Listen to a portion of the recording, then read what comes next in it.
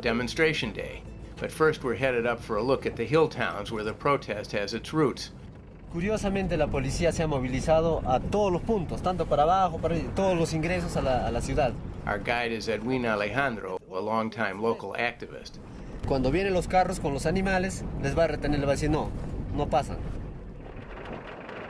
Esto es la comunidad campesina de Yauli, una de las comunidades que está seriamente afectado por la contaminación minero-metalúrgica. Los humos de la empresa Doiran vienen por el aire. Entonces esto al combinarse con la humedad del ambiente se convierte en ácido sulfúrico y quema todos los pastos. Entonces la ganadería que existe en esta zona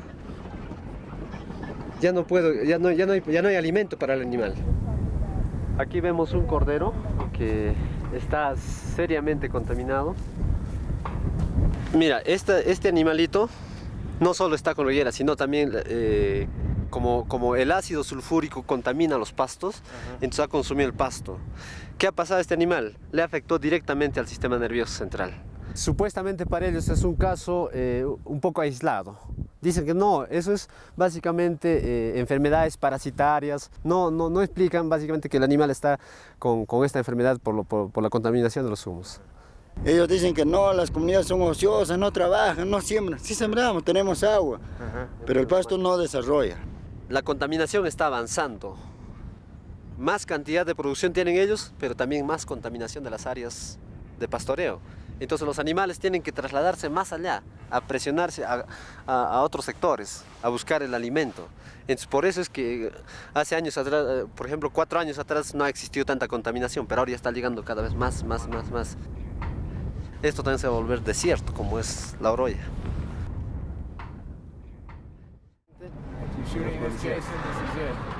Roadblocks or no, the demonstration is on. Adelante, muy bien, qué bueno. Bienvenido a nuestro pueblo de la Oroya. It's not a huge crowd. The city hasn't exactly rolled out the red carpet, but those who made it are on message and combat ready. Basta, basta de abusos. Basta que toda la vida nos vamos a chupar los dedos. La prensa, por favor.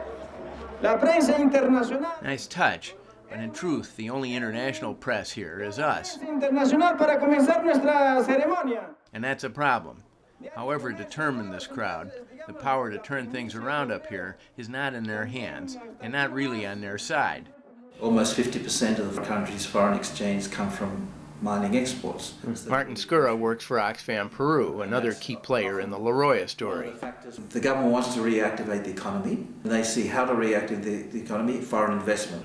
So there's a strong feeling that mining companies have to be attended to, they have to be respected, so you don't pressure them too much. It can be difficult to hold a multinational company accountable. Steve Desposito heads a nonprofit called Earthworks. The government's interest is in the status quo continuing. They don't want to deal with the problem of human health. They want the mining operation of the smelter to continue because it's generating foreign exchange, it's generating tax revenue. Good for the state, says Desposito, but better still for the companies, especially those lumbered with costly regulation back home. Mining companies will often say things like, we follow the same high environmental standard wherever we operate. If you actually pierce through, you find that's actually not the case. They don't. The reason they don't, says Desposito, is simple. In the first world, you have mechanisms for citizens to hold these companies accountable. As it happens, Doe Run is a textbook case in how that double standard operates. Coming up on News 4, a big change coming to lead-contaminated Herculaneum. Doe Run. Just outside St. Louis, in a town called Herculaneum, the company owns a second smelter. The two plants are very similar in history and technology, but the experience of the two communities is starkly, tellingly different. It's a problem when 50% of the children living within a half a mile of the facility have elevated blood leads, and we can't allow that to happen. That's why we're here. We, in a word, is government, a welter of agencies from local to federal that have reported for duty out here in the belief that Herky needs their help. There's other communities with other types of contaminants, but this clearly is the largest and worst of the lead sites that we have in this region. Is there a need for the signs on the street that said that they're dangerous? Yes. Well, as long as the risk is still there. This pediatrician and lead specialist is in from Kansas City and the government's nickel to address community concerns. There's definitely concentrations of lead in the dust and dirt and stuff where kids play. And from the children that have been tested, there's a large number that are above our level of concern. Meetings like this one happen all the time in Herky, have ever since the government first rode into town about 5 years ago and began asking questions. We did a door-to-door survey, talking to people, taking blood tests on everybody who wanted it. Got it?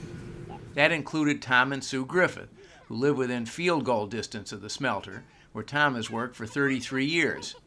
Our oldest grandson, first time we had him tested, the 3-year-old, he tested out at an 18, which is real high. And so we got a little concerned. Now, blood lead level of 18 is generally considered borderline and would barely have registered on the Oroya scale. In Herculaneum, though, it was high enough to merit attention. Once he was labeled as a high risk, the health department issued him a caseworker. So he has a caseworker keeping an eye on him here. He's got his doctor in St. Louis keeping an eye on him. He's been tested several times and he's down to a 10. Correlation between IQ and blood leads is not a proven scientific fact. It's just an opinion. There are some people who think that we're causing more problems for the community by being here. There's a smelter right there. I'm not going to try and debate it. But the majority of the people are very receptive to the actions that we're trying to take.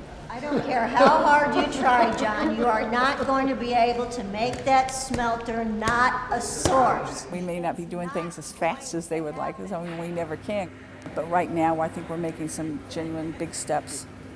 We're looking at the haul route when they're hauling trucks into the community.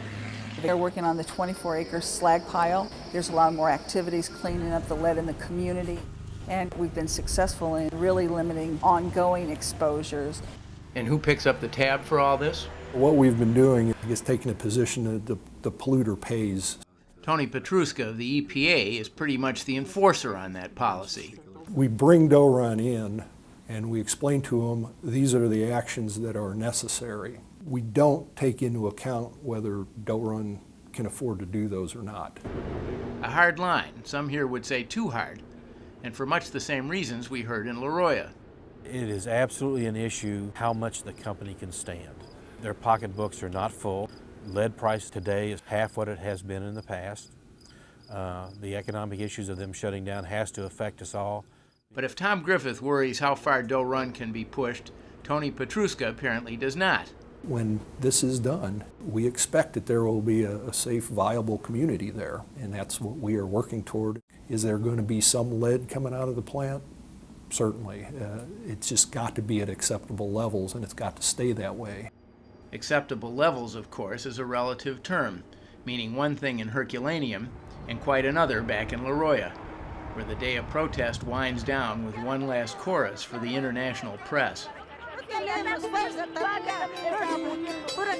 They're game, these people, and they'll tell their story at the drop of a hat, sometimes even a dough run hat. But for all their determination, the fight remains distinctly uphill. You can't just solve this problem at the mine site. The community doesn't have the leverage or the power. But there are things they can do. You hold up the example in the press. You build alliances with civil society groups. You bring the issue to the public and attention and to decision makers in a way that they have to take notice. And that, of course, is just what this gathering is trying to do. Only it's not easy. The one decision maker who counts is out of earshot, building his dream house on Long Island Sound. Will he make dough run do right? As usual, Ira Rennert isn't talking, but there are clues. For one, his financial empire is thought to be shaky. For another, he's long been regarded by the EPA as one of the worst private polluters in the country. In other words, don't hold your breath. Unless, of course, you live in Oroya, in which case that's probably not a bad idea. More to the point, if you have to live near a smelter, try to do it in the first world instead of the third.